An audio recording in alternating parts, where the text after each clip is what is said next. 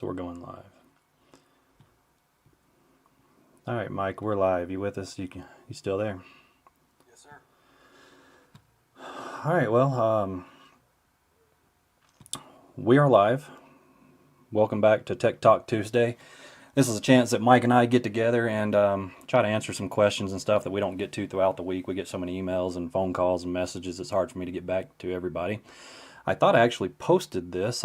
Mike pointed out that I made this private when I posted it earlier this morning, so I guess nobody really got the notification that we were going live today, so that's my fault, and I completely messed that up. At least Hardell's back with us. He never misses one. Appreciate you being here, buddy. So let's see. Where are we going to start, Mike? We didn't... Man, how did you get back to the shop so fast, Brady? You like that, Wow, huh? that was pretty slick. Yeah, I figured that would be a good way to... See, you're at home sitting on the couch. I stay late and Sitting actually on the work. couch. Yeah, I don't do that. But so anyways, not only can we ask questions here, we try to answer your questions, but we can also just talk about experiences. You know, Mike, today I got a call from a guy. I think he was out of South Carolina. So anyways, he had a T770 fuel issues, and on him, he kept dying on him. He said that the primer bulb was sucking flat, but you know, he tried to do a few things, couldn't figure it out. He took it to Bobcat, and they went in the tank, did pickup tubes, and did just all kinds of stuff. So he did the pickup tube several times, the primer bulb, put a new fuel filter housing on it. Couldn't ever get the primer bulb to quit sucking flat. So long story short, he said they ended up charging him like 9 grand. Like they did a What? pump and a couple injectors and stuff, and still didn't fix the problem. And this poor guy, it's his personal machine. He doesn't have a business or anything. I forget his name, but yeah, he said it was over $9,000 they charged him. Still didn't fix the problem. He had to get it home and fix it himself. All right, so let's say a primer bulb is sucking flat. What? They And the said engine's they can dying. apparently hear me. What's that? They said they can't hear me. Yeah, it's just kind of quiet, but I'm not sure how to turn your gain up. Maybe I need to get you a microphone, but Mike's joining us remotely. That's why, because we're trying to do this a little bit later so more people can actually join in. Seemed like that 4 o'clock time was kind of tough for people to join in. So, but anyways, he had maybe I'm too loud and you're not loud enough. But anyways, he got it home, and I guess he went back through it, and he found out that cold weather bypass, that recirculation valve, was clogged up on the. Oh, I think I just missed a call. Sorry, but the recirculation valve was clogged up. 50 something dollar part. They charged him 9 grand. This guy had to pull money out of his 401k to pay it off, and he's pretty upset. So he just wanted to share that experience about what happened, and yeah, it was kind of sad. Hardell, I think I just missed your call. Sorry about that. But yeah, you can try to call back in. So if you do decide to call in, yeah, we'd love to have you. We try to keep the calls short and to the point. So if we can get to those real quick when you do call in, that would be awesome. Let me go see real fast if I have a microphone. Okay. All right, cool.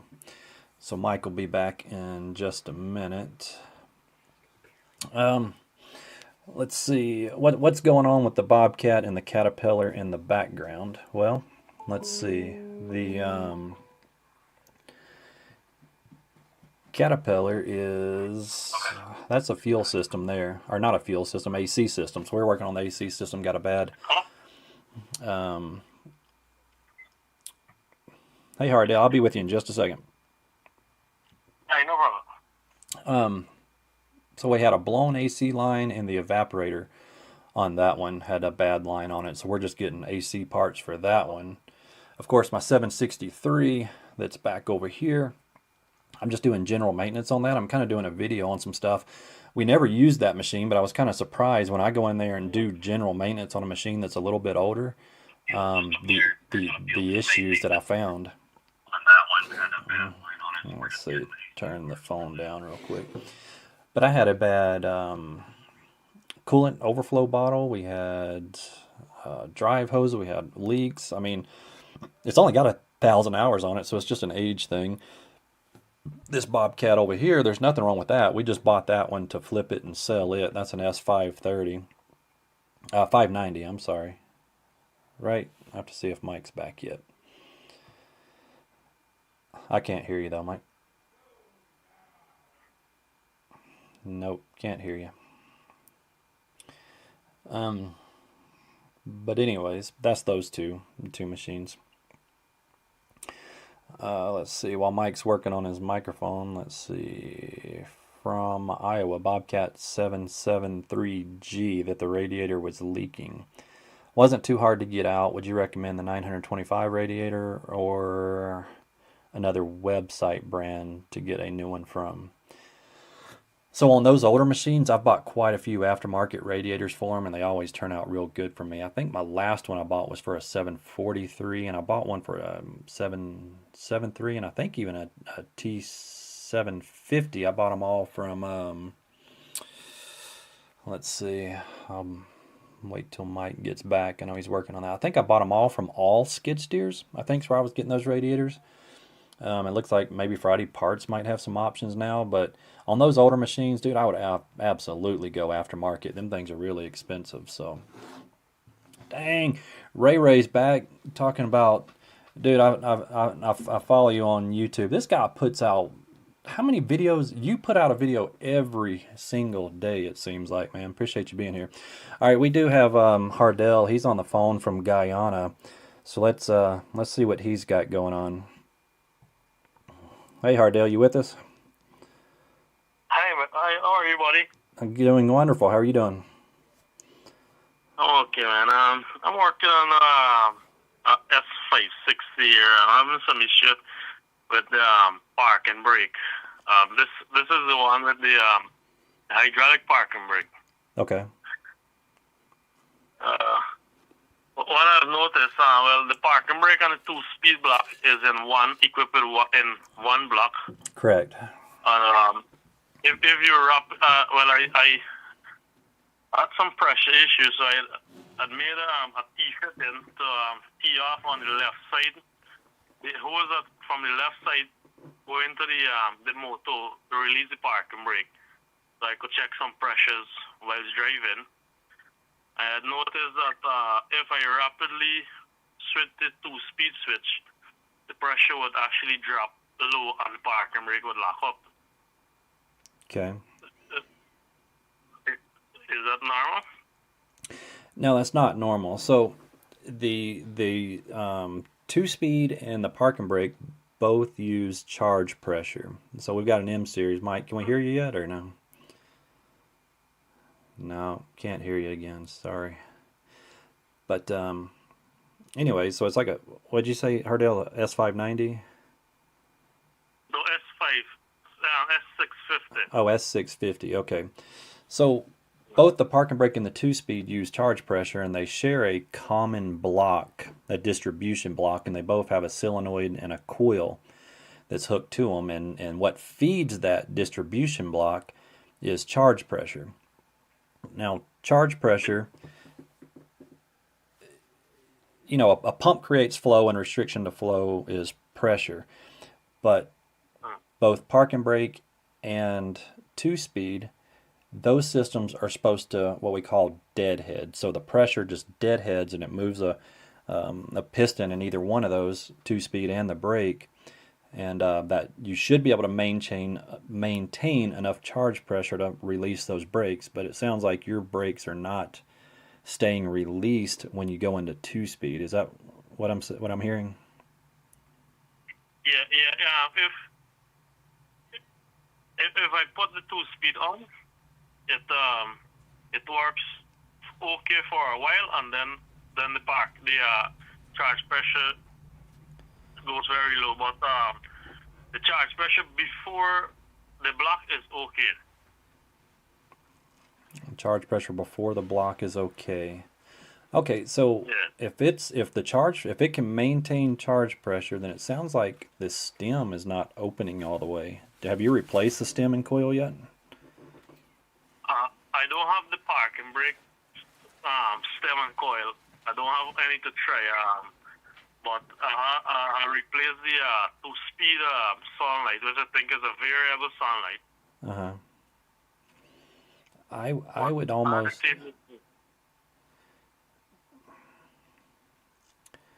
would almost probably suspect a coil and stem on the brake side, or we're getting low voltage for some reason to that coil. Maybe monitor voltage when you shift into two-speed and see if you're losing voltage. I don't think it's voltage. I think that for some reason, well, I mean, I guess it could be, because if you lose voltage, then the stem's going to try to close again. So I think the problem's going to be in the stem and the coil, to be honest with you.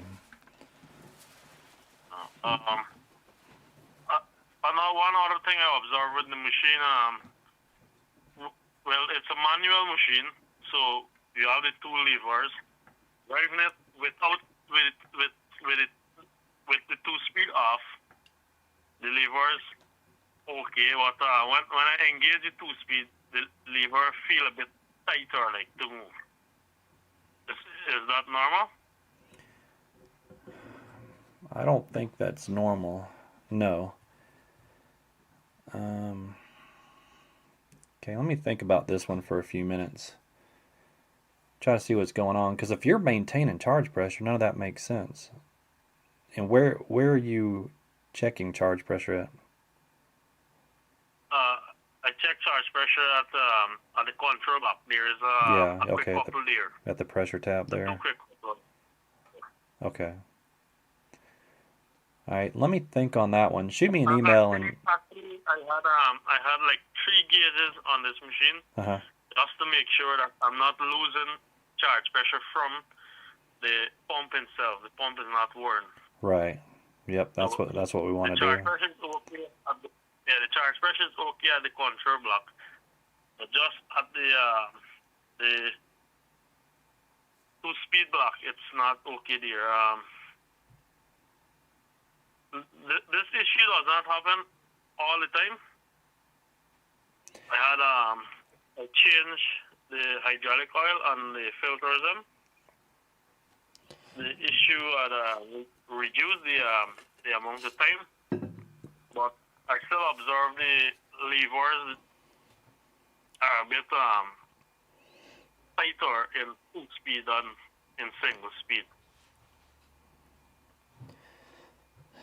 Did you take out? You remember that little check that was in that metal tube in the control valve, and it's got a little check valve in it. It's got a little spring and a poppet. Did we ever discuss that, or did you see? I had done that on a previous machine, but I didn't do it on this machine. Yeah, let's check that machine and see, because that's where your charge pressure is coming from, and it doesn't sound like maybe it's maintaining enough flow through the control valve to keep the brake open. So, yeah, go right there. Check that little check valve in the control valve. We had a little check valve that was supposed to maintain charge pressure to the big side of the control valve, and it had a little check valve. So if the engine was to shut off, that check valve closed, and it would maintain pressure in the control valve for just a short amount of time. But it was just kind of a redundant system. So Bobcat just recommends that we just take that completely out and replace the fitting. You don't have to replace the fitting, but because all it is I think it's. I had drilled it out the last time. Yeah, that's what I mean. Just drill it out. And usually you'll find your poppet, and usually the spring ends up in that metal tube. So make sure you find all your parts. I bet you that's going to be your problem. Yeah, start there and let me know what you find. Would that contribute to the tight levers? It could, but that's almost a charge pressure on the other side. It very well could. The levers are probably going to be tight because your brakes are slightly engaged, I think. So try that and shoot me an email, and we'll follow up and go from there. Okay, man. Thank you. All right, awesome. Thank you, man. See you. Nope, Mike, I still don't have any audio from him. So maybe let's just try to disconnect and use that same stream and come back in and see if it'll work. So this is the first time we're trying to do it remotely with both me and Mike, and sometimes we just have technical difficulties. We're not perfect, but we try.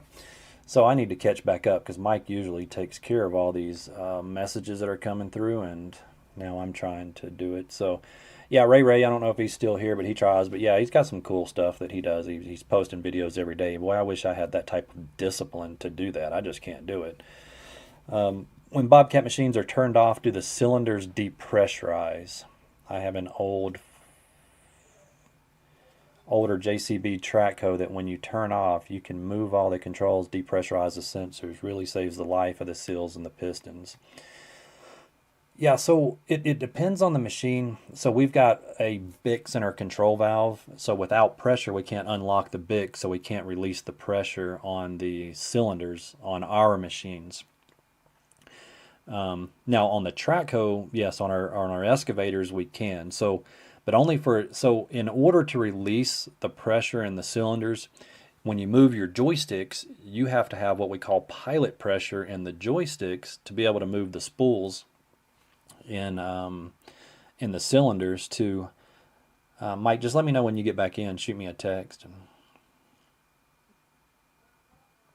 I'll watch out for him to come back in. But we have to have pilot pressure in there. So we have an accumulator on the low pressure block. And that accumulator maintains enough pressure, enough pilot pressure. So an accumulator is basically a spring. It's a nitrogen-filled chamber that has a bladder inside. So your hydraulic pressure pushes against that bladder, and then when you turn your machine off, that bladder pushes back against the hydraulic oil, and that's what keeps pressure in the system so you can run the pilot controls to release all the pressure in the system when you turn your ignition. Turn the engine off, turn the ignition back on, and then you can release all your hydraulics. So the skid steers won't necessarily do that because of the way our safeties work. There might be a way to do it, so let's see what Mike's saying. But that's a good idea. You're right. It definitely will save your cylinders. Can we hear you now, Mike? No, maybe it's something on my end that I messed up. No. I can't imagine what it would be.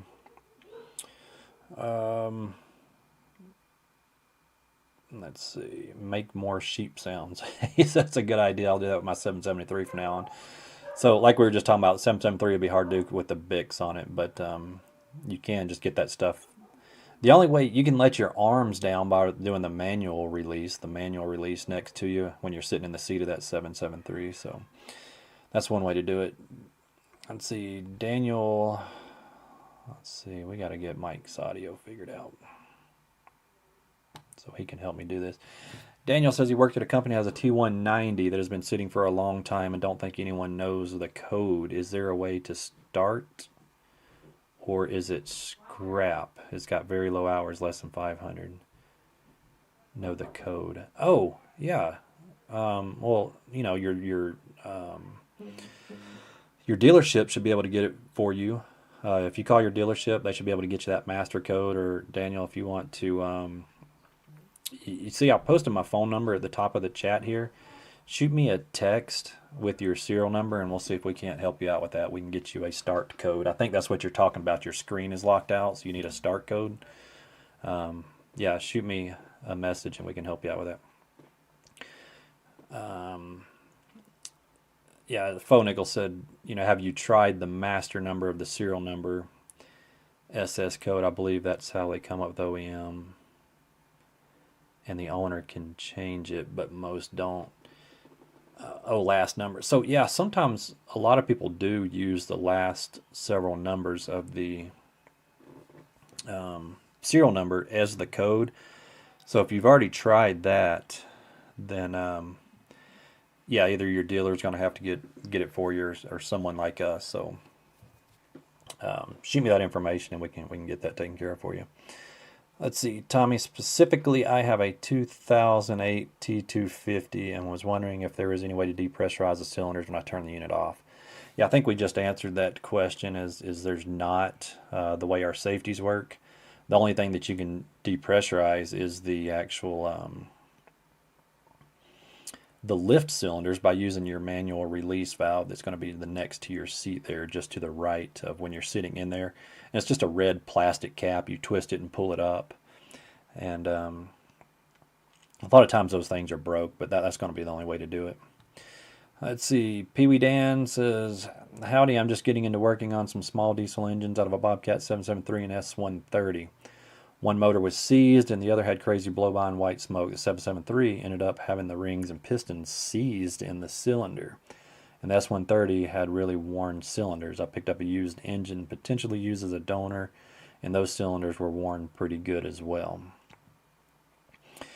Let's see. He says, "I have rebuilt gas engines with hundred thousands of miles and never saw that much cylinder wear. So much that it was very difficult to knock them out of the cylinders while the rings would catch the upper edge of the cylinder. It was seeing as much as 5.05 undersized at the top, and just below that 32 millimeter, 0.32 millimeter oversized." Okay. I'm getting wildly abused engines, or is this something you see? Well, yes and yes. I mean, the engine we just did was so far out, we had to sleeve one of the cylinders. So sometimes you have to sleeve them. Not a big deal, most machine shops. So any kit that you buy is going to come with sleeves, so it's pretty common just to re-sleeve them. It's kind of expensive, though. The machine shops are expensive to cut out the or cut the cylinders down and press in new sleeves. So it's not uncommon. I mean, if you're rebuilding those older engines, I mean it happens. We've seen them go with thousands of hours, never have those issues. We see them around 2,000 hours that it's just worn that bad. Just lack of maintenance, never changing the air filters. Leaking injectors can cause that type of stuff. But yeah, I mean, widely abused, I don't know, maybe. I think maybe just a lack of maintenance more so than abused. But yeah, if you're rebuilding them anyways, it's not uncommon to put sleeves in them. So Trevor has an E60 and it'll only swing to the left, doesn't swing to the right. When it swings to the left after letting off the joysticks, keep drifting to the left. I think I have a bad brake in the motor. So actually, what you have is, can we hear you yet, Mike? Because I know you'd be all over this one.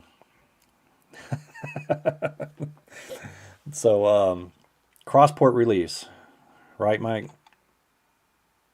Yeah, dang. Can't believe. Did you log out? Just completely X out of it and join the stream again? Try that. Okay, so maybe he'll be back in a minute. So, okay. So pull your floor pan up and you're going to have what you call cross-port reliefs in the motor. One of your cross-port reliefs or your anti-cavitation valves has a piece of trash in it. Super simple, happens all the time. Yeah, you don't have a bad brake. And I'm about to explain. Let's see if Mike, if we can hear him this time. Can we hear you now, Mike? No, I can hear you. You can hear me? Yeah. It's It, not showing up. Okay. yeah, it is super quiet, but I can hear you. I don't know, oh, Dan made it. Dan, can you hear Mike? I don't know. Say something about cross-port release, Mike. Replace them. Replace them. You shouldn't have to replace, because I was just saying that it's usually just a piece of trash in there. You can just about pull the anti-cav out or the cross-port relief, and sometimes you'll see a piece of trash leak out of there, like a piece of plastic or a piece of O-ring or something. It's usually plastic left over from where they drilled and put all the fittings in the hydraulic tank. Some of that plastic makes it into the system and it gets stuck in those cross-port reliefs. And once a cross-port relief, what a cross-port relief is in the motor, that's actually that's what your brake is, okay?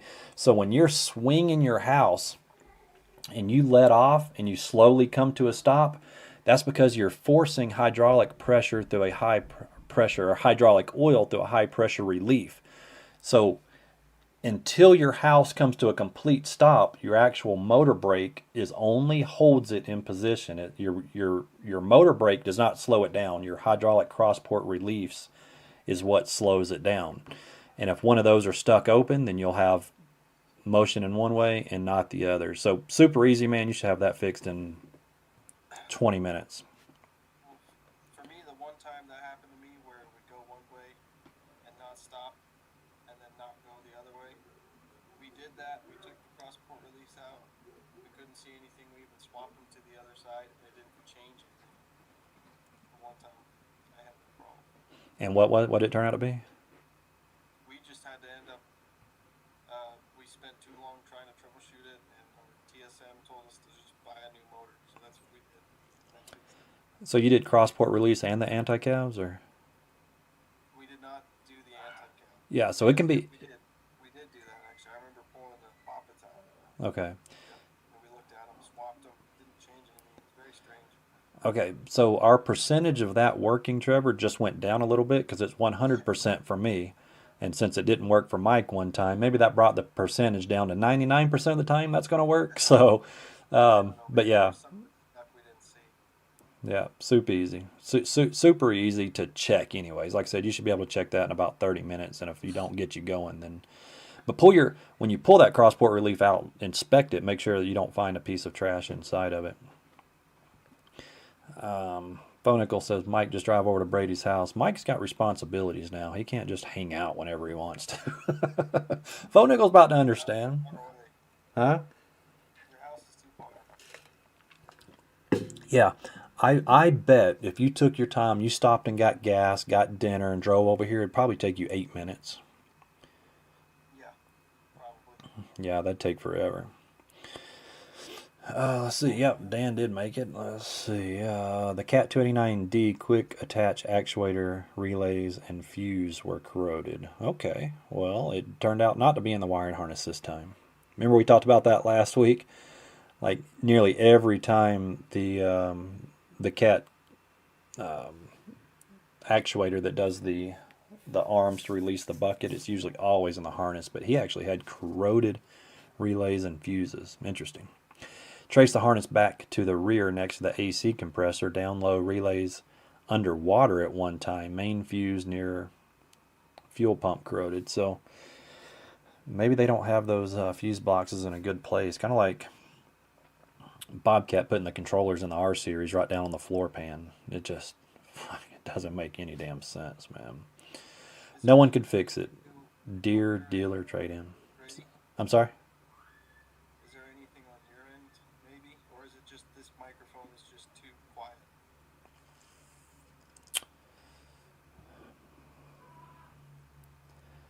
Let me see. Nope. I've got your volume turned all the way up. There's nothing I can do to change that. It doesn't give me any options. When I plug in a microphone, it doesn't give me another option. So I think that's why it's not working. Okay. You know how it's got the options for the sound input? Yeah, yeah. So I don't know. I'm just going to be quiet because everyone's saying I'm too quiet. Yeah, I guess it's just going to be quiet. We'll work on it for next week for sure, but I can just kind of because I can hear you, so I'll just kind of repeat what you're saying. And let's see. What's the purpose of the hydraulic charge line? So maybe you're asking what is the purpose of charge pressure? Are you talking about that metal line that Hardell and I were talking about?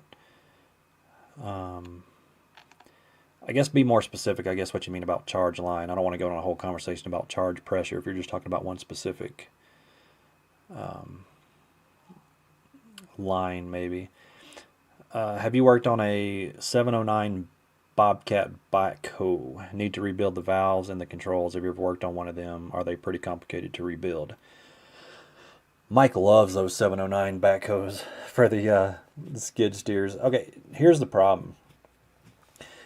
Is finding parts for them. Make sure that you can find parts for them. I know we've worked on a couple here recently that Bobcat's even calling me trying to find control valve parts because everything has been discontinued. And I have not had any luck tracing and crossing over any of those numbers to what the original control valve manufacturer was.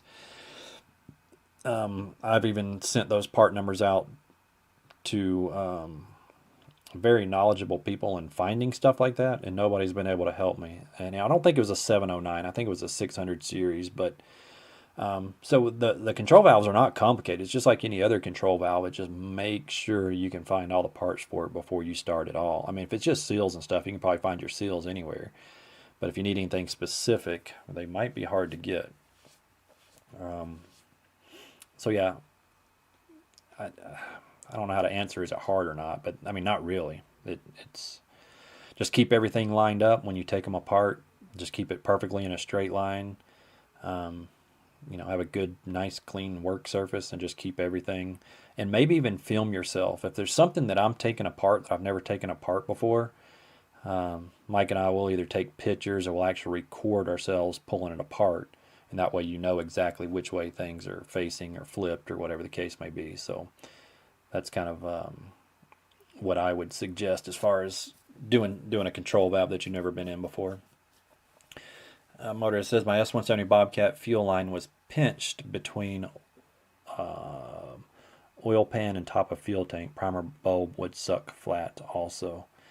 Yep. Let me get him back in here.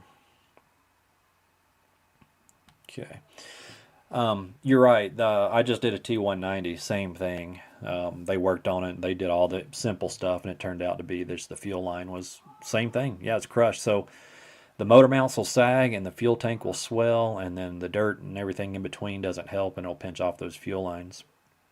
And we couldn't even, the one I just did, we couldn't even pull it out. We just had to cut it off and leave it in place and run a whole new fuel line around to the other side of the engine instead of going up underneath it. So not too uncommon. Mike says, where am I at? Doggone. Why is it that every time I touch this slider, Mike, it just shoots off? It's just me.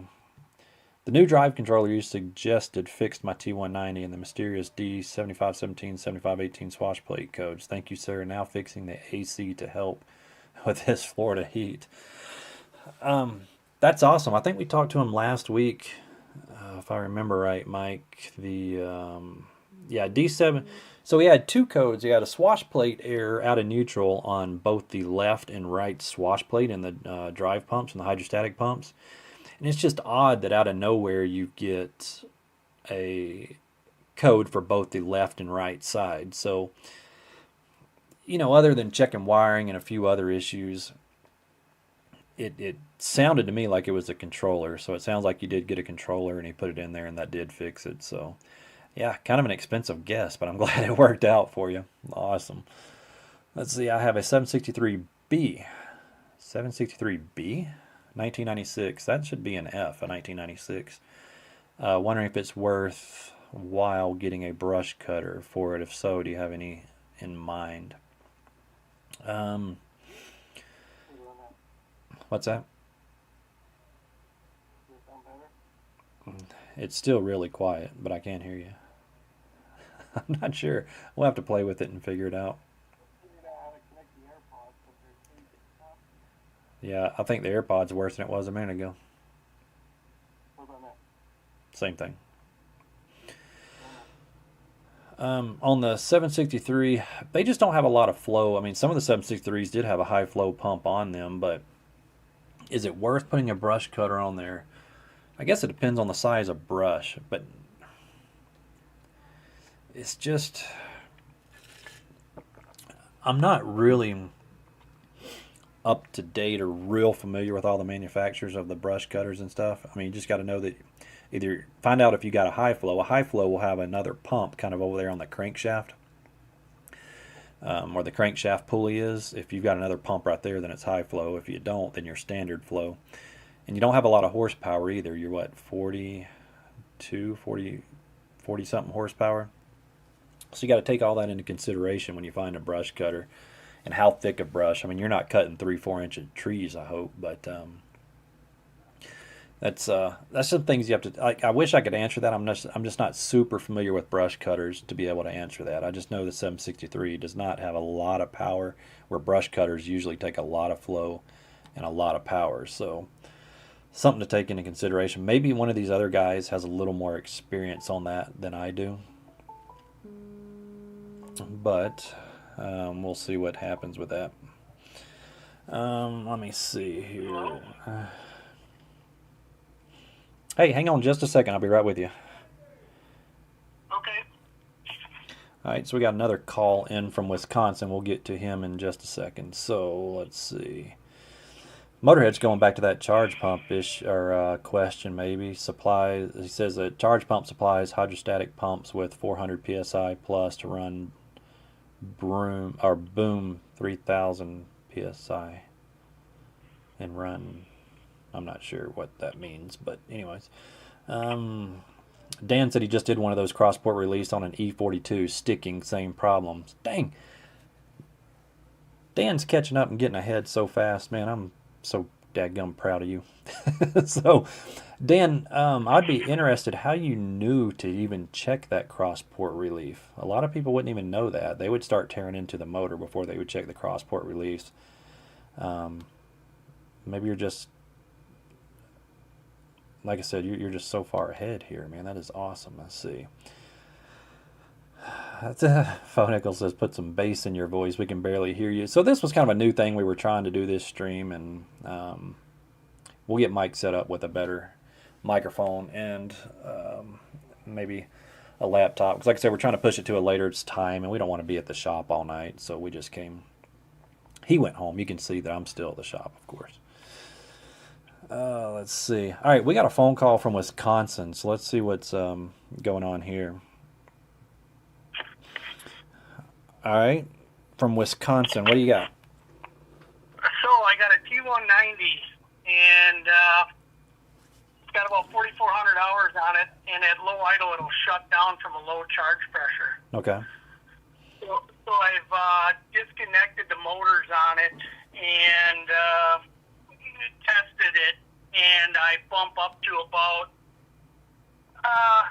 335 psi, and I looked in the book, and the book shows I should be at least 335 to 380 or 385 for charge pressure. And I flow tested the gear pump, and that is 95% efficient according to the flow test. So my question to you is, if I put in a new relief valve and bump it to 385, once I hook my motors back up, I lose about 20 psi, 15 to 20 psi. Will I still be in a good range then? Yeah, so if you're running 95% efficient, that's a pretty good pump. And I'm assuming did you check the actual charge pump or the gear pump? Well, depending on which T190 you have. It's a 531614 serial number.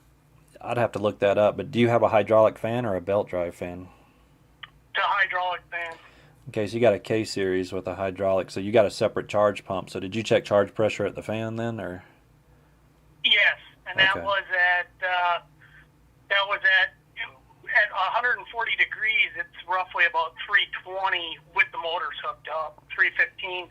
But when I idle it down, that's when I have my shutdown. You know, it'll shut down on me.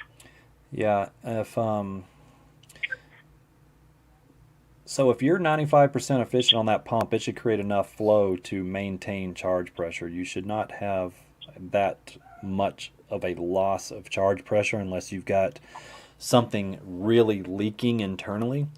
So whether that's your fan motor or one of the drive motors themselves, we would probably want you. Yeah, the drive motors, when I have the drive motors hooked up, I'm at about 320, 315 at full throttle, or at high idle, whatever you want to call it. But once I lower the throttle all the way down to 1100 or so RPMs, then we're about 360, 370, or sorry, 260, 270 then, roughly. Yeah, too But I'm low. wondering if I shim the relief valve up to get my pumps back to where it belongs originally. Because I guess I'm just wondering, could there be a leak in my hydros? Because that should be charge pump, hydrostatic pump, and that's it. And fan would be on that circuit Correct. at that point. Yeah. You know? Yeah, so if you did the case drain on the motors are checking out, then yeah, it's probably the hydrostat itself leaking. So yeah, very rarely is the charge pressure relief usually the problem. I'm not saying that that doesn't ever occur, but usually when we try to shim it or replace the charge relief, it's usually we're trying to cover up another underlying issue Sure. to try to buy maybe a little bit of time. But like I said, a 95% efficient charge pump should maintain enough flow to maintain pressure in that system, Yep. even with a bad charge relief. I mean, you're dropping off so bad, like that relief had to be like that spring had to be broke in the thing or something maybe. But Yes, I don't know.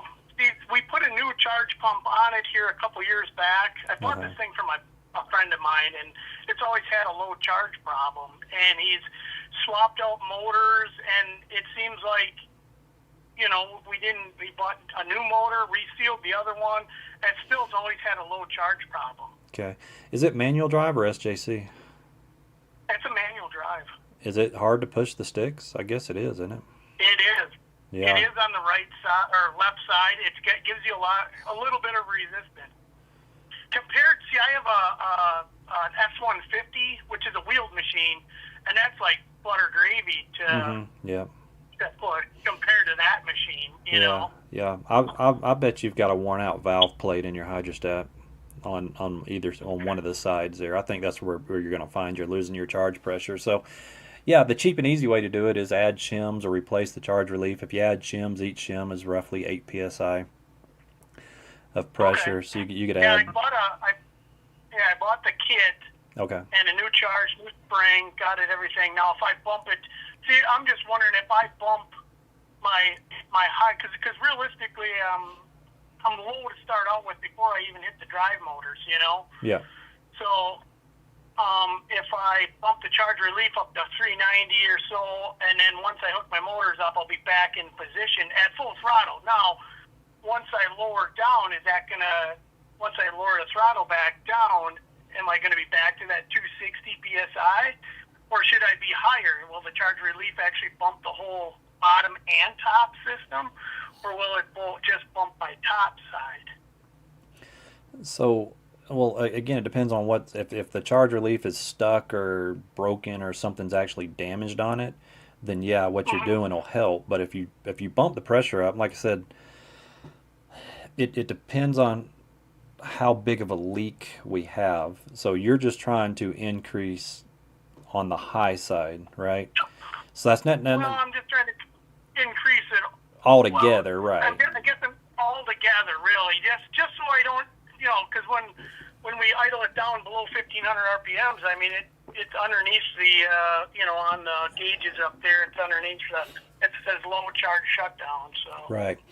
But you see what I'm saying, that even if we try to, what we're doing is we're making that spring stronger by adding shims. We're putting more right. resistance on the charge relief. So, Could there be that big of a draw or a loss inside the hydro pump? yeah. If your valve plate's got bad scratches in it or wore down, absolutely, yeah, you'll leak quite a bit. Okay. Sure will. So it's leaking. All right. Yep. So, like I said, you can try the charge relief and shims, but I don't think it's going to help. Even if at high idle it made it to, let's just say 400. If you go a little high, that's fine. Yeah. But I think that when you go back down to low idle, whatever's leaking, I think you're going to be in the same position. I know I got to replace that seal on the top side, or on the top of the pintle there. There's a little bit of a leak there, I know. Yeah, and that's fine. That there, Yeah. on that seal, that's really just case drain pressure. That's not any charge pressure or anything on that side. So. Right. So, but I do notice that it does want to, when I started, it kind of does want to, also the handles, when you're letting it idle, or even if you're higher RPM, the sticks will actually bounce back and forth, forward and back. Yeah. So that is almost indicative of a scratched valve plate. So when you get scratches on the valve plate, the fluid, as your pistons are rolling around, that pressure Yeah. from the pistons is actually splashing back and forth through those scratches, and that's, if that makes sense. I'm kind of Yeah, it makes exaggerating. sense. I Yeah. watched one of your videos that you've taken one of these apart, so that makes sense. Where that, because there's that shim in there, whatever, not a shim, but that plate, The plate, yeah. that real thin plate. Yep. Yep, that's what we're Yeah. talking about, the brass covered one. Yep. Yeah. Yep, I think we're on the right track. So Yeah, so realistically, we're probably going to be looking at a hydrostatic pump for this machine, is what you're saying. exactly, yeah, rebuild. So, but Yeah. once you got a scratch rotating group like that, it's almost sometimes cheaper to buy the pump if you can find it than it is to rebuild it because the parts are so expensive. But you can search around, see if you can find some parts to make it worthwhile rebuilding. But I do know that the center is off on one side also. It wants to move on me unless I push it forward, or hold it or whatever. yep, But yeah. it does. It'll shake the sticks on it. That's for sure. Yep. I think you're looking at hydrostat at that point. So everything is pointing toward the hydrostat. Yep. Okay. All right. Well, let us know what you thank you find. very much. Yeah, absolutely. Thank you for Yeah. calling in. Thank you. All right. Bye. So that's a good question. So that we've actually had a lot of good charge pressure things. I know Tommy was kind of asking about what charge pressure does. So that's been quite a few charge pressure questions that we've talked about, and hopefully you're kind of following along with that. What the charge pressure is doing in some of these systems. I mean, the systems are different, but even our pressures are different. We have to run higher charge pressure on the large frame machines. If you notice, like an 800 series, you can't even find those in a manual control because they're so big, the pump's so big, you can't hardly push them, back and forth with your hands. So we have to increase or run at SJC, but we have to have a higher charge pressure to move those servos in them bigger machines. So, yeah, hopefully that answered some of your questions. But if you still need some more information on charge pressure, let me know, and maybe we'll just do a whole video and line out some different charge pressure systems to kind of understand what they are. But remember that charge pressure is kind of a separate system than your gear pump. You'll have a gear pump and then you'll have a charge pump. And kind of the way I see it is like your gear pump feeds all your, let's say your gear pump's your muscles, right? That's what's moving all the hydraulic rams, so to speak. And the charge pressure is the heart of the system, pumping blood to those muscles and to the components that need it, right? Like your organs, we got to pump blood to your brain and your lungs and all your other organs to make sure that all your muscles function. So I don't know, it was explained to me like that one time. Just think of the charge pressure as the heart of the system, supplying everything with oil, like your heart supplies you with blood. Drive motors, pumps, everything has to have pressure going to it. So maybe that makes sense. Not to beat a dead horse. All right. Bradley says, hello, big fan and subscriber, YouTube channel. Wondering if you could give me some guidance here. I've been battling low charge pressure. Is that the one we just talked to? I think so. That's who we were talking to, right, Mike? Can you hear me now? Yeah, I can hear you. Does it sound better? It's still quiet, but it does sound better. It's more clear. When I tested this mic, it was like full blast on my end. Interesting. Okay, we're going to have to play with that and figure out what's going on with it. So,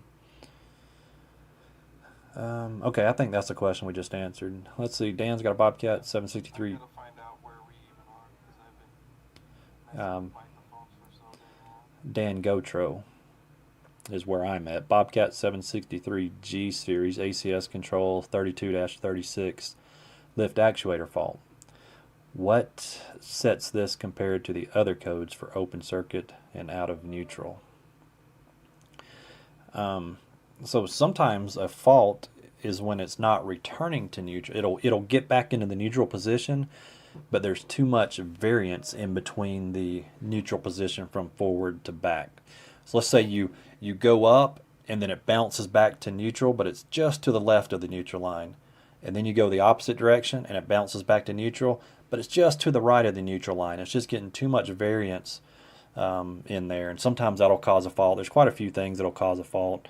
A little bit higher amperage doesn't necessarily create a short or a open circuit. So there's actually quite a few things that can cause a fault, but it's usually internal to the actuator itself. And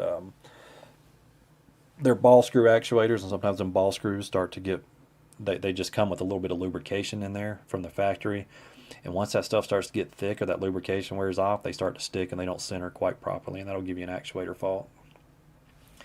That's just a lot of guessing. Let's see. Coil stem becomes magnetized when on small iron tool will stick to it.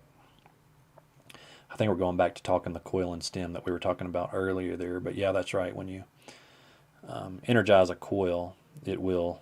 That's how we test them. Is we put a screwdriver inside the coil, energize it, and see if it sticks to the screwdriver there. Daniel says, just wondering, can you change the control pattern on the Bobcat backhoe?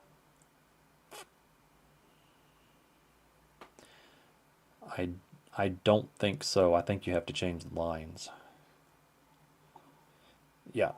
There's not a selector pattern. Now, there's a lot of different models, so I can't say 100% sure, but I've never seen a selector pattern on one of those skid steer backhoe attachments. So I think you'd have to change the lines.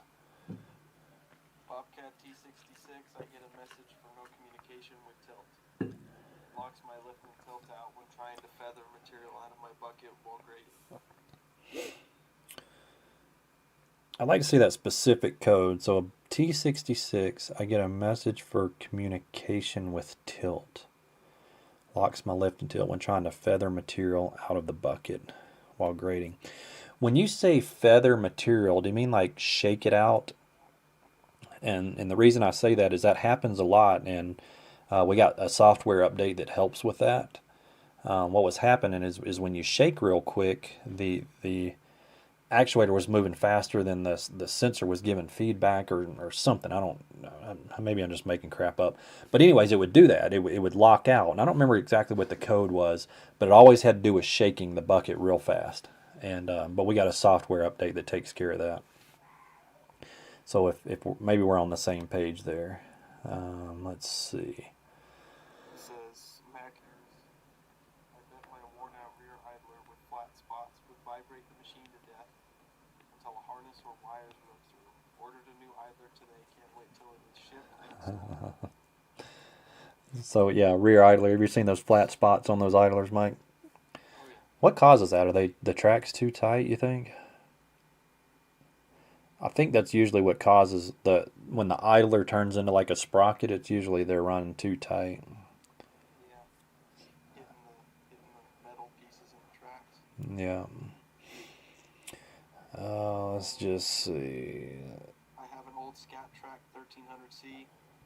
Where can I get replacement hydraulic oil cooler? Volvo says the part number is obsolete. Let's see.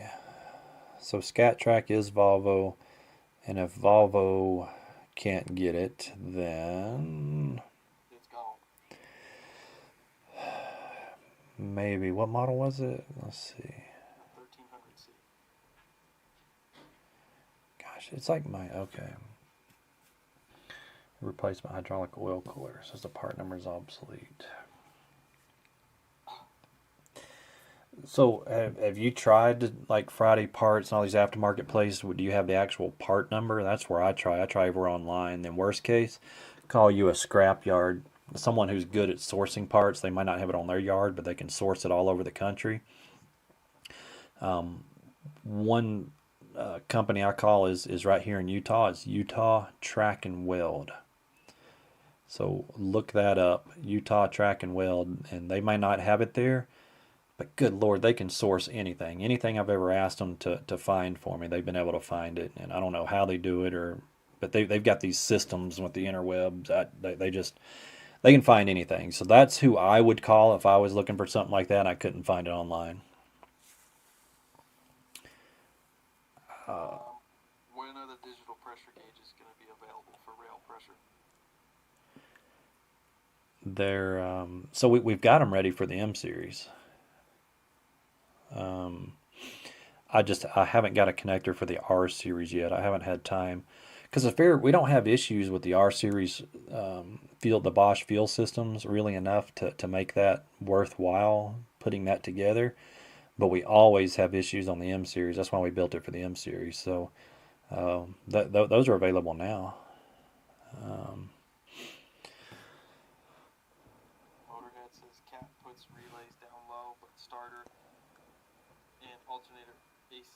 alternator AC clutch also low. Don't drive in rivers. You know, our the new R series Bobcats are like that. The AC and the starter are low in the engine compartment now. Don't drive in a river. Yeah, keep them out of the river. When did Bobcat stop using Deutz? The T200, I think, was the last one with the Deutz in it. I want to say 2004, 5. The F1011s, if that's I can't think of, I don't remember what else they put the Deutz in. They had the older Deutzes, but the 1011s were the newest ones that we use, like in the 863s, and the T200s and all, and the 864. Yeah, 864 then turned to T200. So maybe it was 2005.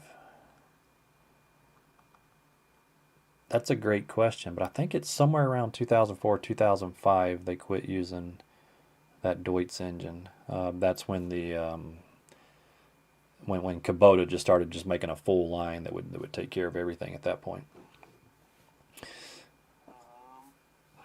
Tommy wants a video regarding charge pressure. He says it would be very informative and interesting. Yeah, that'd be an interesting video to make as well. We just need to get an old charge pump. Yeah, we've been throwing away all our junk because I hate clutter. Sorry, Mike. It's clutter, I agree.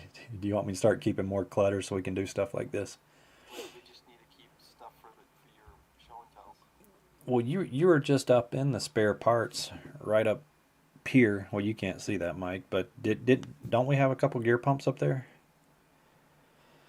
I think we have One, okay. So gear pump, I think I've got a fan motor underneath the workbench, because fan motor's a big part of that. Then we can talk about, so yeah, we'll have to make some diagrams and stuff. So let's talk about how we're going to do that video, Mike. That'll be interesting. Whiteboard. Yeah. Big rolling whiteboard, that would be perfect for Okay. to make a schematic. Chalkboard section. Chalkboard session is what we'll call it. Awesome. Yeah. Let's see.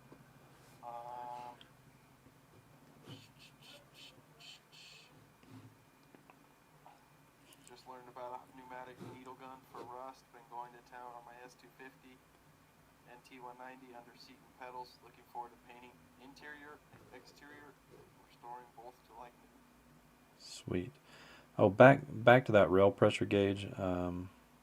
My wife just sent me a message that said they're sold out on the website. Oh boy. So I'll have to get with her. I know I've got one left before they're sold out, so maybe it's just a minimum quantity that's on there right now. So I've got one left, and I got to order some more product to get those built. So that goes back to that question. Sorry.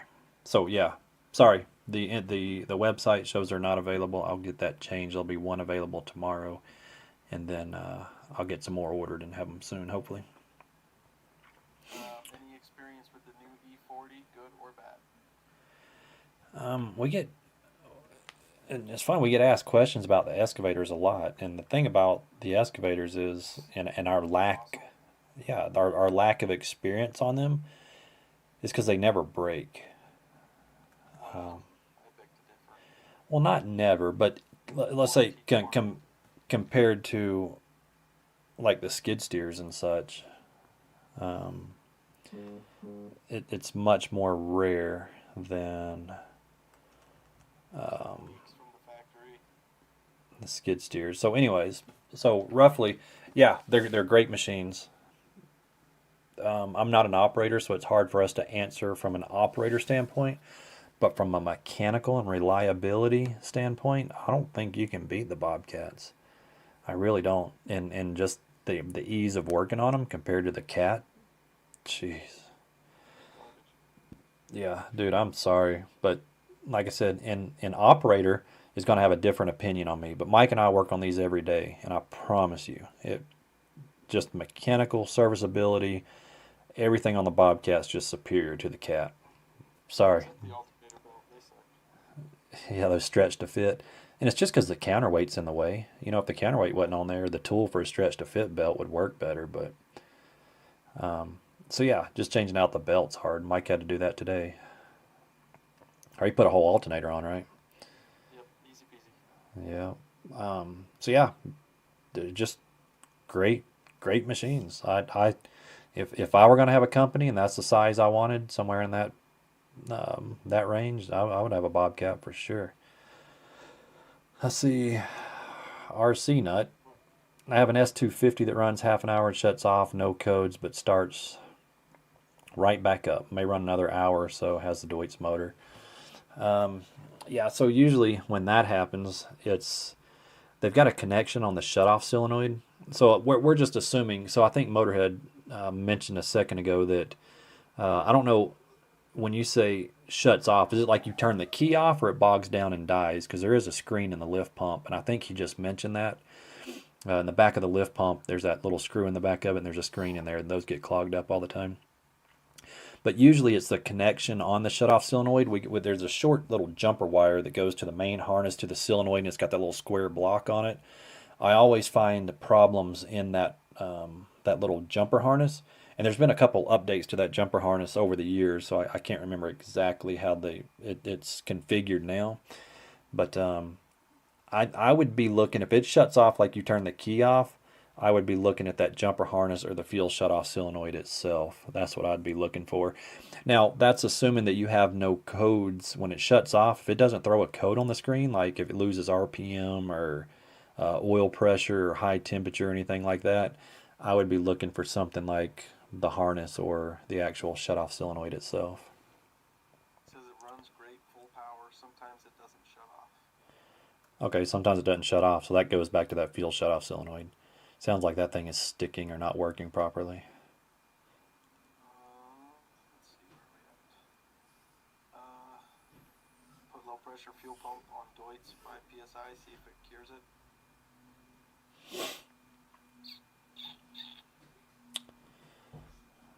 I'm sorry, what was that? Okay, put. Low pressure fuel pump electric on Deutz. Hi, Mike. Look who joined us. Hi, Wilder. Let's see. Am I right on time? Motorhead. He says put low pressure electric fuel pump. See if it cures it. Yeah. I guess we're talking about the Deutz that's shutting down. So that just depends on if it's a electrical issue or a fuel starvation issue. But yeah. Replace the fuel pump. Yeah. How many machines do we get, Mike, that come in with electric pumps on them, and we have to take the electric pumps off and put an actual lift pump back on them? So what I like to do when we get those machines with the electrical fuel pumps, I like to hook like a ratchet strap to it, and then I'll hook the other end to a skid steer, and I'll just drive the other way. Just rip it out. Just get it out. I must be out on calls when that happens. I don't know what happens in the shop when I'm not there. Max got a powered Bob-Tach, stopped working 10 years ago. I always wondered if it was the switch or something else. What do you think? I think that runs off the accessory fuse. I mean, I guess it depends on what model it is, but yeah, so you start at your switch. You just unplug your switch. You can pop it right out of the panel, unplug the switch, and just see if you got 12 volts there. If you got 12 volts on one side of the plug, just put a jumper wire in the plug to the other side. So you'll have a hot on one side, and then you'll have two other terminals. I think the hot comes in the middle, and then you got two separate terminals. So if you jump power to either one of those terminals and your Bobcat still isn't working, then you're going to trace it back down underneath the machine. And you got to trace it all the way back to the coils. But usually what happens is the wiring harness breaks where it comes, and again, depends on the machine. I don't know what, maybe you said what machine you have, I don't know, but a lot of times where that harness comes back around the back of the machine, it kind of goes underneath the drive bell housing, and sometimes the drive belts break and they sling around and they'll break that wiring harness that goes underneath to the fuel gauge and to the Bob-Tach valve. So you have to check your harness all the way back to the Bob-Tach valve, unfortunately. And then if it still doesn't work, then it's probably just a bad stem or bad coils at that point. Very simple system. It's just 12 volts on and off. You're just powering each coil individually with that switch. And yeah, does your fuel gauge work? I guess that would be another question because they run in the same harness there. So that's a couple things to check. Stewart says, how do I get the software update? Let's see. How Stewart. was that on the 66? So either you'd have to have Bobcat run the software update, or if you wanted your own system, like I said, we have the laptops and communication devices and all that stuff. But if you don't need that, it's probably going to be cheaper. You're going to have to go to the dealership. That's the only other way to get the software update is through the dealership. I have a question about Bobcat T300 hand controls. Left stick, it gives bounce back sensation, and the track moves in a choppy motion. Where do I start looking? That's kind of what we were just talking about, and usually we find that it's a scratched valve plate, and the hydrostatic pump is usually what causes that. So whenever you get feedback in the handles themselves, it's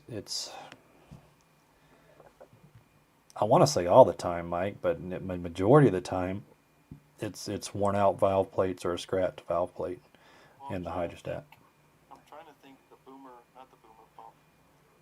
The T300 we did a long time ago, but the sticks were Real stiff. hard to, yeah.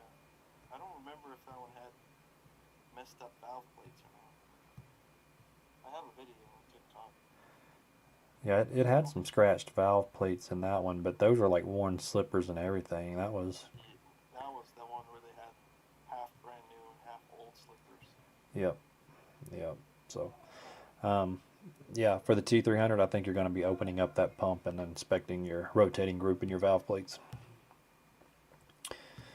Let's see, runs great full power. Sometimes it doesn't shut off. I think it's a shut off solenoid. That's back to that Deutz engine. So that's what I'm thinking. That's the most common point is the solenoid or that wiring to it. So I think you're right. On the same Scat Trak 1300C with manual steer, why would it become harder to steer, push-pull handles, and why when pushing into dirt? The hydraulic oil is full, clean, and dry. Same thing we were just talking about on the Bobcats, right, Mike? It's usually your hydrostat pumps, your rotating group, your valve group It's only is... when he's pushing into dirt. Yeah, because you're putting more load on it, so you're putting higher pressure on the rotating group. And so, his rotating group may not be scratched. It may just be worn to a point where it can't maintain. Yeah, the slippers are not maintaining pressure on the plate itself. And so I think you just got a worn hydrostat. E40, you answered it perfectly. Just curious about potential issues to be concerned about since it's technically a new model. Yeah, and it's not. It's like the E40, the E48. They're just kind of design changes, but all the components are the same. As far as control valves, the engine, the drive motors, swing motors, all that's all proven equipment. You just got a design change on the frames themselves. So He also says, what about the hydraulic exchange? Many issues? So we did for a while there. The E40 should have the updated hydrostat or the hydraulic exchange on it. So we had quite a few exchange issues, and we had quite a few modifications and changes and stuff. So now what happened is the pistons were backing out, and the pistons would back out and it would blow the seals or the collars. What do we call it? We call it a head, right? Yeah, the head would actually screw out. So in the beginning, it went in and it locked in with a pin. And then they screwed in with a coarse thread, right, Mike? And then a fine thread after that. And then a fine thread, and they were held in with snap rings. But for some reason, they would always back out.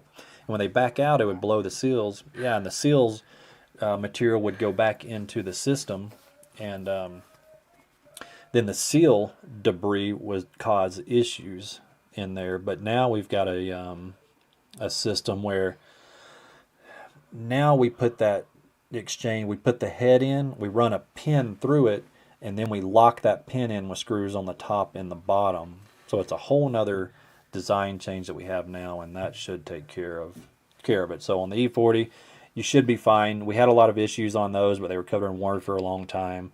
The swivel has been eliminated, so no longer have a swivel. We just have a manifold block on there.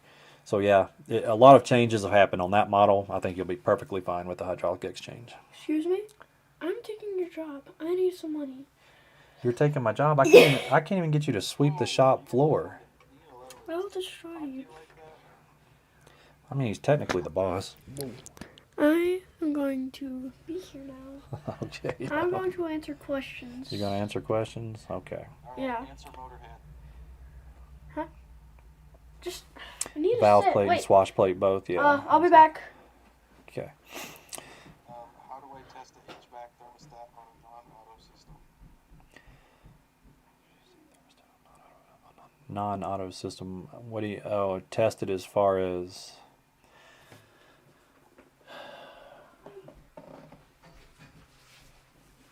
That's a great question. They're pretty solid units. Those thermostats don't go bad very often. I do read cases where they do go bad. But lately...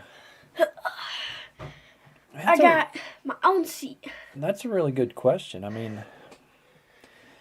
So if the AC system's not working and you know you got power to the thermostat and the thermostat light is not flashing, or if the light's flashing, it's a flash code and it should tell you what's going on. If it's not flashing, then that's kind of how I would suspect it. You know, if you know you have power to it.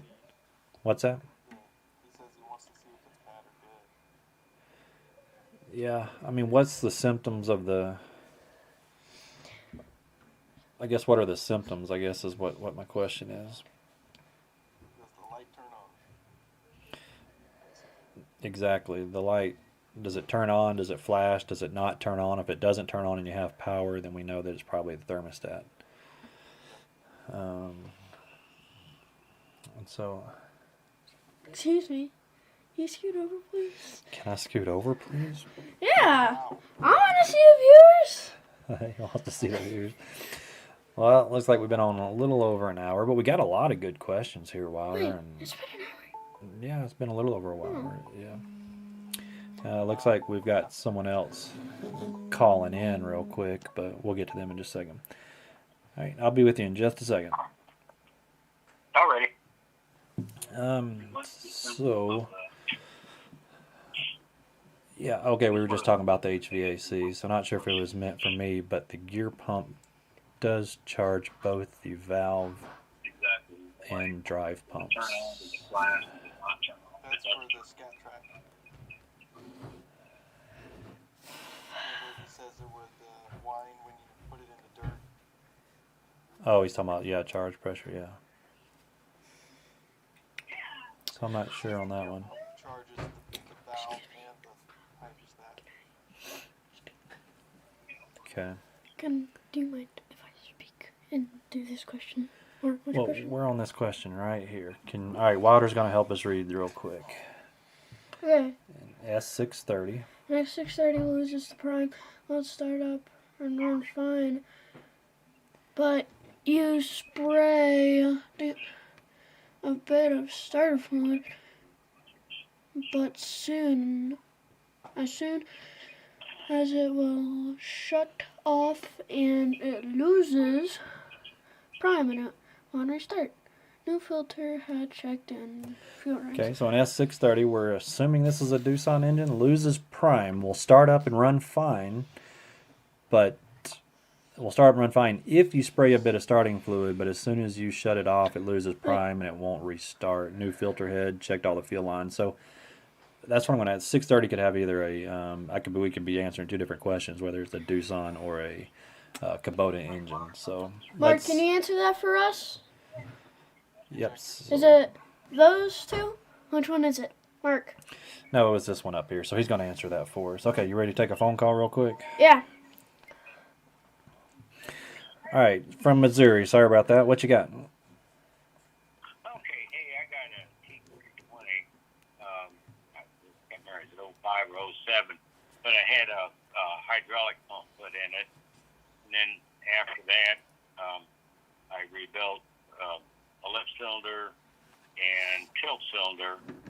And, I mean, everything's running good, but now the tilt cylinder, if I got like a brush cutter on it, it starts drifting down. I wasn't really sure what I need to do to check it. Gut feeling, I may need to replace the piston seal because I know I had it put the brush cutter up a little bit, and when I shut the motor off, I kind of hear it clicking on the left tilt cylinder, and that's the last one that I replaced. Okay. And so, yeah, on the tilt circuit, usually, it's going to be one or two things. So you said you had the machine turned off. So usually when we're trying to troubleshoot tilt, that's the first thing we want to ask. Or I guess a drift issue is, does it drift when the machine is on and you're operating it? And does it continue to drift when you turn the machine off? Because when you turn the machine off, we close what we call a BIX valve. It's almost a fail-safe. No fluid should get past the BIX. So everything should maintain. So if you have drift with the machine turned off, it's pretty common that it's going to be the cylinders. So let's say you went through both the cylinders and repaired both the cylinders and you still had drift. So one of two things could have happened. We could actually have ballooned the cylinder itself. It's nearly impossible to check unless you put a mic in there, like a bore gauge or something. But more commonly, especially if you're running a brush cutter, we have in the control valve what's called a port relief, anti-cav port relief. So the port relief is a safety for the tilt and the lift circuit. So if you have something really heavy like that brush cutter and it's bouncing around, right? So when you bounce and you put all that pressure into the hydraulic circuit, that can be thousands of PSI. There needs to be some sort of protection to let that extra hydraulic flow relieve pressure, and that's what we call a port relief. And those are in the control valves. So probably you've either got a weak, worn out port relief or you've got a damaged seal on the port relief itself. And if you have a hydraulic diagram or a hydraulic schematic or a service manual for that machine, you'll have a breakdown on that control valve. It'll show you exactly where the port relief is. And usually the port reliefs are interchangeable between the lift port and the tilt port. So you can pull the port reliefs out, swap them, and see if your problem moves from one side to the other, if that makes sense.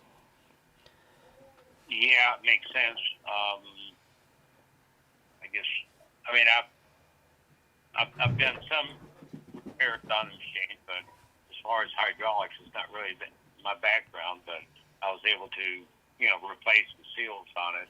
Mm-hmm. I was do that first, just get feeling that maybe because I had it really stretched, that orange seal on the piston the last time I did the tilt cylinder, but that was just kind of my gut feeling. But I didn't know if there's any way I could really test it without, like you said, swapping the tilt and the lift. You said port valve. Yeah, it's called a port relief, and in the hydraulic schematic, it might even call it an anti-cav / port relief. And they just screw into the control valve, so you can literally screw them right out. And make sure your arms are down on the ground, everything's completely flat. Because once you pull the port relief, if there's any pressure on the tilt or the lift arms or anything, it's gonna relieve its pressure at that point. Yep. So, in the service manual, and it's not super complicated, but it tells you how to cap off the lines one cylinder at a time and see if they'll maintain pressure. That's just a long, drawn-out process. But there is a process to check the tilt cylinders individually. But if you run that big, heavy brush cutter for any time, I bet you've got a worn-out port relief or a bad seal in your port relief. Okay. Well, never really did it before. 'Cause last year, before I hydraulic pump replaced, I don't remember it doing it. Not to the extreme it's doing it now, anyway. And really, well, I was also pulling trees, and it quite a bit of force to kind of pull some of those roots out. Yeah. And I was kind of wondering if maybe I ruptured that seal or something. Trying to, with the force trying to pull up on the tilt anyway. Yep. Yeah. So I that's the first, just what you're describing. The first place I would go is that port relief, because the guys that run that are pulling out concrete and they're constantly putting a ton of pressure on the tilt circuit and running big breakers and stuff like that, they blow those port reliefs all the time. So yeah, go straight for the port relief, swap it over with the lift port relief, and see what happens. Okay, I'll try that. I appreciate it, man. I've been watching you for the last 3 days, so it's the first time I ever got a chance to call in. Awesome. Well, thanks for calling in, man. That's a great question, and we've actually seen, you might even pull that port relief out, and you might even find that you'll see an obviously blown seal on it. So it could be, but thanks for calling. Sir, before you leave, Okay, mode of con. Oh, I didn't see a video of that. I've been kind of looking at some of your videos. I didn't see having a video of it. So I don't think I've done a specific video on that, but look up Delco Dave, Delco Dave on YouTube, just like AC Delco Dave, and he actually did that exact video on that. He did a really good video on explaining the port relief, and he pulled that port relief out, and he had a blown O-ring on it. So okay, I'll do that. Hey, appreciate your time, man. yeah, no problem. Thanks for calling in. See ya. Okay, thank Bye. you. Okay, bye. okay. Oh, Mike left us. Where'd he go? Mike had to go. Oh, no. So let's go here. Maybe he'll come back in. So, where are we at without Mike? I'm lost. Wait. I see something. It's a Doosan. Okay, so they said the T630 has a Doosan. So Yeah. if it will not start without, gosh, man, I'm trying to remember. We work on these so often. If it's not going to start without a shot of ether, then more than likely what's happening is, we've done a lot of videos on this, is you're just not able to build enough rail pressure, and due to probably a very leaking injector. So we have to do a back leak on there and see which injector is leaking. And let me get Mike back on here. All right, close. There he is. Yeah, just barely though. But let's see. He said he's got T630. We're going back. Yeah. So that's what we're talking about. Since it's got the Doosan, I think you just got leaking injectors. And it's not that it's a prime issue. You just can't build. So when you give it ether, you're increasing the RPM. So we can increase the RPM, and the pump has more flow because it's spinning faster, and then it can eventually build enough flow to maintain enough pressure to get the engine started. So I just based off what you're describing, I would start with injectors, doing a static back leak test. We got videos on that, and see what you come up with. Oh, goodbye, everyone. You gone? Yeah, Well, I think. thanks for your help, Wilder. And yes, I did bring my own chair, chat. 2008 T140. Have to play with the joystick to unlock the machine. Or can I line up the joystick? So I'm assuming that's SJC. What happens is the spring inside the joystick sags a little bit. And sometimes they actually just sag forward, and you can kind of pull them back just a little bit and get them to unlock. So there's really no way to tighten up those springs. I know that ISOCell, ISOSCELL out of Chicago, will rebuild those for you. So yeah, being an older machine, it's not uncommon that the joysticks sag and they're out of neutral. The only way we could check that is to put a computer on it and see if it's outside. Check your XY axis and see if it's sagging in one direction or the other. And it's usually just a loose spring in there. That's usually what I see. Mark says, Brady, hydrostat on T300, is that the drive motor or the main pump? Oh, main pump, the hydrostat pump. Let's see. The compressor clutch engages during start. He's talking about the thermostat. Compressor clutch engages during start, runs for about a minute. Then the clutch disengages on the compressor and the HVAC thermostat light shuts off. System is charged with refrigerator. So if the light turns off, you have to see if you still have power down there. Maybe we're just losing power to that, you know, so I would be checking the AC switch, the green switch, the one that lights up green in the cab when you turn it on. Make sure that you're getting 12 volts across that switch. And, you know, if your light turns off on your thermostat, and like I said, if you still have 12 volts, then I would suspect the thermostat. But you have to check it plugged in, because if you unplug it and you check 12 volts, you don't know if you can maintain 12 volts under a load. You might have a voltage drop when you plug in the thermostat. So try to check for power by back probing it when it shuts off, and see if it maintains that pressure, or it maintains voltage. I'm sorry. And so I think that's it. We're all caught up, huh, Mike? We're done. All right. Anything you want to add? Sorry for the technical issues. Yeah, we'll work on it. We'll get this figured out. And I don't know if it's because even most of my lives when we do this, like my volume's low, and I figured out how to change my gain in the system. We're not techies, man. We turn wrenches and spill oil. So I was able to turn my mic up. So maybe I'm. Yeah. So that's weird how my finger comes in from the top. So maybe it's that it's not that your volume's too low. Maybe my volume's just too high and it's just out. I mean, how does it sound right now? I turned my mic volume all the way up. Yeah, I mean, if I'm talking, I can't hear you at the same time, if that makes sense. So I can hear you, but it's just really quiet. So we'll play with it and see what happens next week. So hopefully we'll get it figured out. But thanks everybody for joining in. We had quite a few viewers, and hopefully 6 o'clock's working better for everybody. It looks like it. A lot of good questions. A lot of good stuff on charge pressure, man. So yeah, let's try to get a video, design some video somehow. Whiteboard, schematics, something. We'll figure out something. So whiteboard. You like the whiteboard idea? Awesome. Well, Mike, other than the technical difficulties, thank you for joining with us, you know, sitting on the couch while I'm still here at the shop. Yeah, only you can see what I see.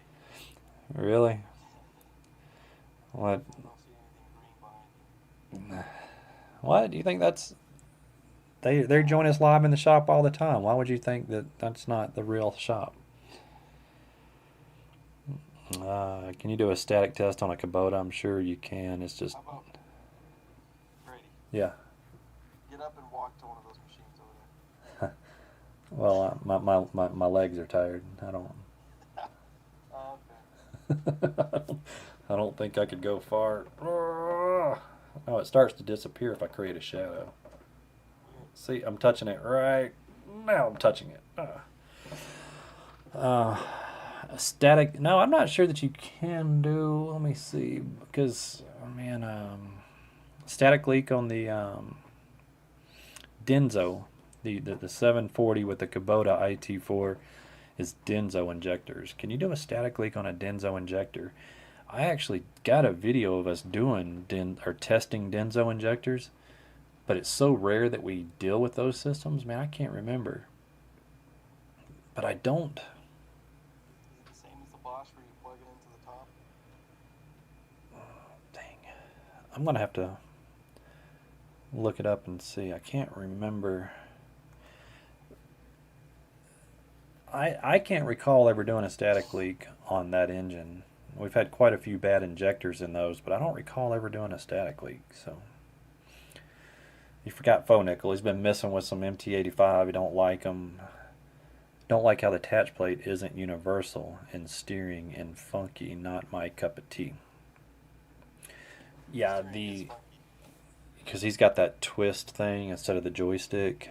So yeah, yeah, I get it. The new ones are really nice. The attach plate,